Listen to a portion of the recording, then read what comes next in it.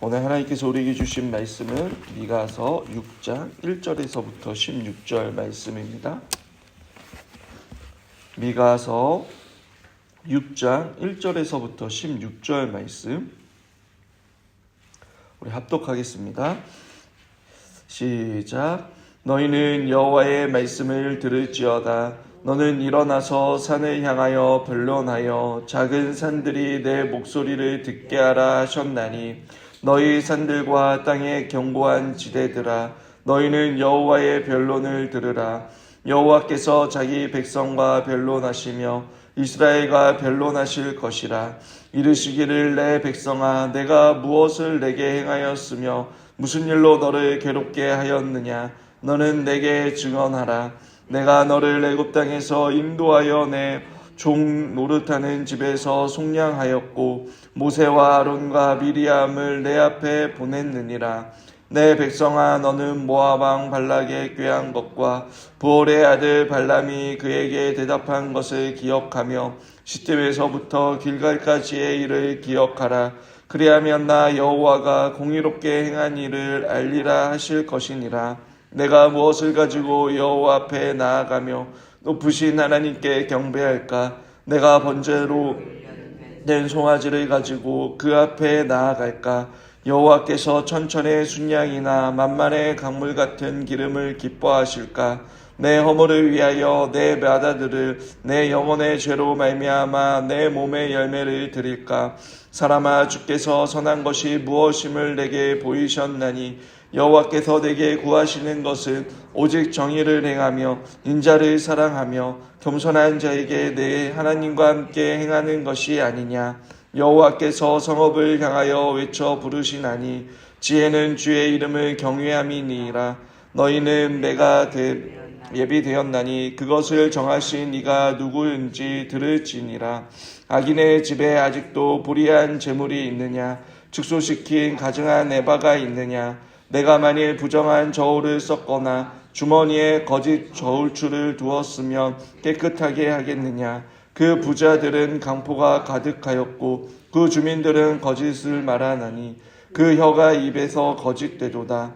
그러므로 나도 너를 쳐서 병들게 하였으며 내 죄로 말미암아 너를 황폐하게 하였나니 내가 먹어도 배부르지 못하고 항상 속이 빌 것이며 내가 감추어도 보존되지 못하겠고 보존된 것은 내가 칼에 붙일 것이며 내가 씨를 뿌려도 추수하지 못할 것이며 감람 열매를 밟아도 기름을 내 몸에 바르지 못할 것이며 포도를 밟아도 술을 마시지 못하리라.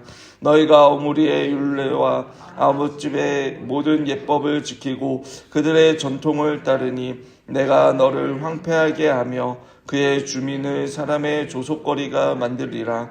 너희가 내 백성의 수욕을 담당하리라. 아멘.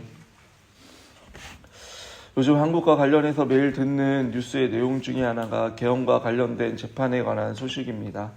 계엄을 일으킨 주동자와 또 저력자들의 재판에서 한 주장들의 내용을 살펴보면 자신들이 받을 형벌을 줄이고자 변명하는 모습을 보게 됩니다. 오늘 본문에서도 하늘 재판이 열렸습니다. 소송을 제기한 분은 하나님이십니다. 그리고 그 내용이 1절에서부터 5절의 말씀입니다. 하나님께서는 이스라엘 백성들을 법적으로 소환하여 그들과 변명이 아닌 변론을 하십니다. 그 법정의 증인과 배심원은 이스라엘의 산들과 땅들입니다. 그것들은 이스라엘 백성에게 일어난 일에 대해 전부 알고 있기 때문입니다. 하나님은 먼저 3절에서 산들과 땅의 견고한 지대 앞에서 이스라엘에게 변론할 기회를 주시지만 이스라엘은 아무 말도 하지 않습니다. 그러자 하나님께서는 4절과 5절에 그들의 종되었던 애굽의 땅에서 구원하여 주신 사건과 또 그들을 위해 세워주신 지도자들의 이름을 열거합니다. 그리고 바알볼에서의 그들의 음란과 우상숭배의 죄를 범하였지만 하나님께서 용서해 주신 사건과 또 시딤에서 길갈까지 광야생활 가운데 그들을 보호하시고 인도하여 주신 사건을 기억하라라고 말씀하고 있습니다. 이 모든 것이 하나같이 하나님께서 이스라엘 백성을 신실하게 사랑하신 것과 또 하나님의 선하신 인도하심을 받은 것을 상징하는 사건들인 것입니다. 지금 이스라엘 백성들이 미가 선지자들을 통해 듣고 싶은 말은 아수르의 위험에서 어떻게 하며 위험을 피할 수 있을지, 어떻게 하면 승리를 할 수 있을지, 어떻게 아수르가 멸망을 당할지에 대한 말씀을 기다리고 있었습니다.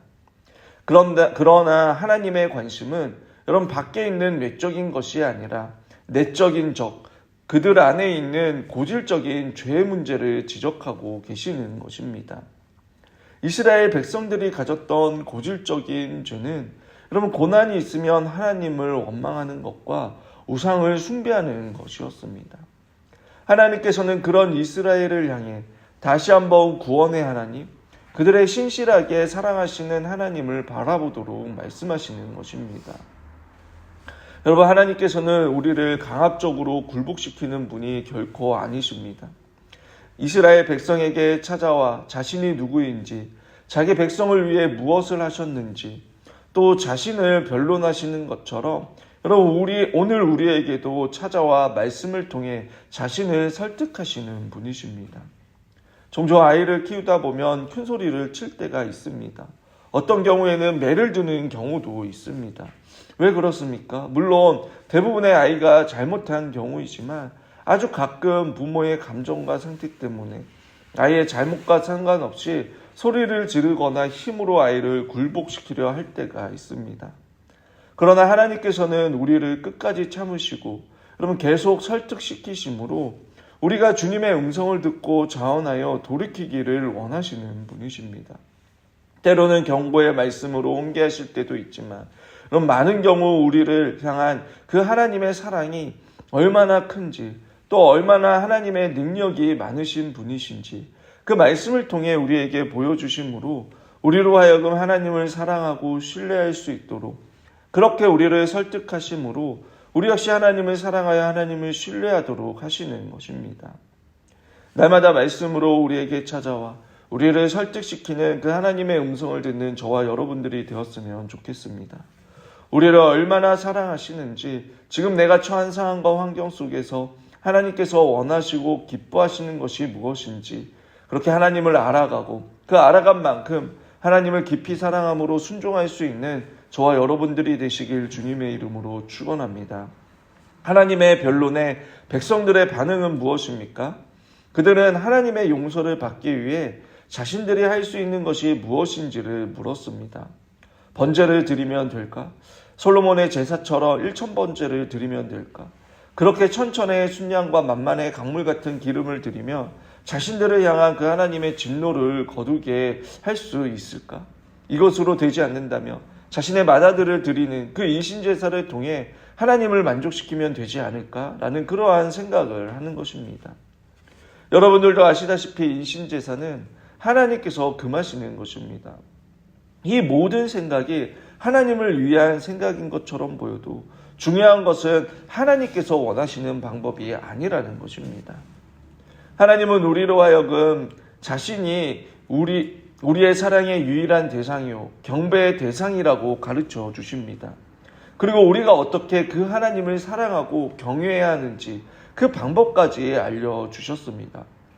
그런데 우리는 우리 편에서 편한 대로 또 하고 싶은 대로 하나님을 섬기고 사랑하려고 하는 그런 모습이 있습니다. 하나님은 결코 우리를 갈아서 하나님을 즐겁게 하라고 가르쳐 주지 않으십니다. 세상의 다른 종교는 자신의 탐욕을 이루기 위해 여러분 그만큼의 가치 있는 것, 즉 아들까지라도 바쳐서 신을 즐겁게 함으로 그 뜻을 이루라고 가르치거나 또는 구원을 위해 자기 자신을 해치면서까지 여러분 마치 엘리야와 바알과 아세라 선지자들의 그 영적인 전쟁에서 바알과 아세라 신이 응답이 없자 칼로 자해를 했던 자들처럼 그렇게 자신을 해치면서 구원을 이루라고 가르칩니다. 다른 종교는 인간의 편에서 신에게 나아가지만 여러분 하나님께서는 오히려 인간 스스로 결코 구원할 수 없기에 이 땅 가운데 자신을 낮추어 여러분 가장 낮은 곳, 가장 볼품이 없는 모습으로 우리에게 찾아와 주셨습니다. 그리고 죄인들의 그 죄값을 치르기 위해 십자가에서 고난받으시고 죽으셨습니다. 이 구원의 사건이 나의 사건이 되어 여러분 하나님의 사랑과 은혜에 압도된 사람이 마음으로 믿어 결국 구원에 이르게 되는 것입니다. 그리고 뚜렷하게 그 구원받은 사람들의 특징은 자신이 죄인이라는 것을 시인하고 또 자신의 죄를 고백하며 이 죄에서 용서받을 수 있는 유일한 길은 오직 십자가에 달리 죽으신 예수 그리스도밖에 없다라는 그 믿음을 갖게 되는 것입니다. 그리고 그 믿음이 예수 그리스도와 연합하여서 나의 주와 구주로 영접하여 여러분 새로운 피조물로 거듭나는 것입니다. 그리고 이 거듭남은 여러분 머리로 인정하는 것이 아니라 삶의 모습으로 실제로 변화되어 나타납니다. 내 마음의 주인이 바뀌고 내 영혼이 새롭게 태어났으니 여러분 이전에 죄인의 모습으로 살았던 그 삶의 목적과 방향 또 내 안에 가지고 있던 그 욕망이 변했기에 삶의 모습이 변화됨으로 나타나는 것입니다. 그리고 자신이 죄인이라는 것을 깨닫고 그 죄의 모습들을 혐오하고 싫어하기에 여러분 그 인격도 점점 예수 그리스도를 닮게 되는 것입니다. 즉 하나님을 즐겁게 해드리기 위해 여러분 나로 할 수 없는 것, 안 되는 것을 꾸역꾸역 죽을 맛으로 자기 부인을 하고 하나님의 말씀에 순종하는 것이 아니라 정말 하나님을 사랑함으로 자원하여서 내가 할 수 있는 것을 기쁨으로 하나하나 함으로 그렇게 우리의 신앙과 삶과 인격이 성숙해 가는 것입니다. 그렇다면 하나님께서 구원받은 여러분 그 이스라엘 백성을 향하여서 원하시는 것이 무엇입니까? 더 나아가 온 인류를 향해 하나님께서 원하시는 그 뜻이 무엇일까요? 제가 신대원을 다닐 때에 구약학 교수님께서 구약에서 가장 핵심되는 구절 중에 하나가 바로 이 구절이라고 했습니다. 그리고 지금 미국 하원 도서관의 벽에 이 말씀이 새겨져 있다라고 합니다. 그만큼 중요한 구절입니다. 우리 다 함께 미가서 6장 8절 말씀 다 함께 다시 한번 읽겠습니다. 시작. 사람아 주께서 선한 것이 무엇임을 내게 보이셨나니 여호와께서 내게 구하시는 것은 오직 정의를 행하며 인자를 사랑하며 겸손하게 내 하나님과 함께 행하는 것이 아니냐. 아멘.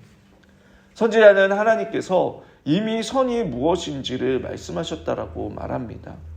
여러분 사실 하나님께서 이스라엘 백성들에게 요구하시는 것은 이미 하나님께서 하나님의 형상과 모양으로 인간을 창조하셨기에 모든 사람이 당연히 추구해야 하는 것입니다. 그러나 우리의 죄 때문에 그렇게 할 수 없기에 하나님께서 모든 인간에게 하나님의 아름다운 창조의 질서에 따라 선을 추구하며 살아갈 것을 명령하고 있는 것입니다. 그리고 이 선을 이루기 위해 우리에게 많은 재물, 유창한 기도, 화려한 찬양을 드리는 것이 아니라 바로 서로에게 공의를 실천하며 인자를 사랑하고 겸손히 하나님과 동행하는 것을 원하시는 것입니다. 여기서 공의를 실천한다는 것은 여러분 단순히 공의에 대하여 떠들어대는 것이 아니라 실제로 행동에 옮기는 것을 전제합니다. 불의에 대해 참지 않고 여러분 정직하고 성실하게 자신에게 주어진 책임과 의무를 다하는 것입니다. 또 인자를 사랑한다는 것은 하나님께서 자기 백성에게 베풀어 주신 그 언약적 사랑을 전제로 하고 있습니다. 그 하나님의 사랑을 받은 사람이 우러나오는 반응으로 사랑과 희락과 화평과 또 오래 참음과 자비와 양손과 충성과 온유와 절제를 사람들과의 관계 속에서 구현해내는 것입니다. 그리고 마지막으로 겸손하게 내 하나님과 행하라는 것을 말씀하고 있습니다. 즉 하나님 앞에서 자기를 부인하고 하나님과 동행하는 것을 말하는 것입니다. 아시다시피 겸손의 반대말은 여러분 교만입니다. 교만은 하나님을 부인하고 거부하는 것입니다. 하나님을 인정하지 않는 태도입니다. 성경 곳곳은 교만이 가장 큰 죄임을 말씀하고 있습니다. 여러분 그런데 이 세 가지 모두는 하나님을 구별해서 이야기하는 것이 아닙니다. 하나님과 동행하는 것과 의롭게 사는 것이 여러분 구별되지 않습니다. 공의와 인자를 사랑하는 것이 별개가 아닙니다. 미가 선지자는 하나님과 동행하는 것을 주 안에서 형제 자매들에게 공의와 인자를 행할 것과 한 가지로 말하고 있습니다. 하나님과 동행하는 자의 가장 기본적인 그러한 성향은 여러분, 공의를 행하며 인자를 베푸는 것에 인색하지 않는 것입니다. 즉, 하나님께서 인정하시는 참된 믿음을 가진 자는 이 세 가지 다른 사람들을 공평과 정의로 대하며 다른 사람들을 위하여 선을 행하겠다라는 그러한 각오와 노력을 갖고 하나님과 가까이 교제하며 사는 삶을 위해 부지런하게 하는 것이 우리의 모습 속에서 나타나야 할 것임을 말씀하고 있는 것입니다. 마지막으로 하나님께서 원하시는 정의와 그 인자로 겸손히 하나님과 동행하는 대신 자신들의 탐욕을 따라 살면서 하나님의 진노의 그 재물대로 해결해 보려는 그러한 생각을 하는 백성들을 향해 여러분 14절과 16절은 이렇게 말씀합니다. 먹어도 배부르지 않고 탐욕스럽게 많이 벌어도 만족하지 못하고 불행할 것이다 라고 말씀하고 있습니다. 재물을 잃어버리지 않으려고 잘 감추어 두지만 그것이 보존되지 않을 것이고 설령 보존된 것이 있다 할지라도 그마저 칼에 빼앗기게 될 것이다 라고 말씀합니다. 또 열심히 씨를 뿌리지만 추수하지 못할 것이고 감람류를 얻으려고 수고하지만 기름을 몸에 바르지 못할 것이다 라고 말합니다. 또 포도주를 만들려고 포도주 틀에서 열심히 밟지만 여러분 포도주를 얻지 못할 것이다 라고 말씀하고 있습니다. 그 이유가 북이스라엘의 가장 악한 시대 오므리의 율례와 아합의 집의 모든 행위를 따라 행했기 때문이다 라고 말씀하고 있습니다. 여러분, 인간이 비참한 이유는 수고를 해도 만족을 하지 못하고 또 수고한 만큼 결실을 맺지 못한다라는 것에 있습니다. 그것이 바로 하나님의 징계다라고 말씀하고 있는 것입니다. 우리의 마음에 만족이 없고 무엇인가 갈급하고 영적으로 시들어가고 있다며 여러분 그것은 하나님께로 돌아오라라는 하나님의 신호인 것입니다. 왜냐하면 우리는 오직 하나님 안에서만 만족과 참된 쉼이 있기 때문입니다. 신명기 10장 17절에 하나님은 뇌물을 기뻐하지 않으신다라고 말씀합니다. 우리의 죄악을, 우리의 공허함을 재물이나 예배로 대처하여서 하나님의 마음을 살 수 없습니다. 오직 하나님께서 원하시는 것은 그 하나님의 자녀로서 하나님을 사랑하여 정의를 행하고 인자를 사랑하며 겸손히 하나님과 동행하는 것에 있는 것입니다. 하나님께서 기뻐하시는 그러한 길을 걷는 사람은 바로 이 하나님의 말씀에 반응하여 순종하는 자들입니다. 말씀을 정리하겠습니다. 여러분은 진정으로 거듭난 하나님의 사람들입니까? 그렇다면 오늘 미가서를 통해 주신 하나님께서 우리에게 요구하시는 것을 마음에 새기시길 바랍니다. 하나님께서 말씀을 통해 우리에게 자신이 누구이신지, 우리를 위해 무엇을 하셨고 앞으로 무엇을 하실지 설득하실 때에 그분을 신뢰하며 여러분의 믿음을 굳건히 세우시길 바랍니다. 그래서 하나님께서 우리에게 원하시는 정의를 행하며 인자를 사랑하고 겸손하게 하나님과 동행하는 삶을 살아가므로 오직 주님만이 주실 수 있는 그 참된 만족과 참된 쉼을 누리며 하나님의 자녀답게 살아가는 저와 여러분들이 되시길 주님의 이름으로 축원합니다.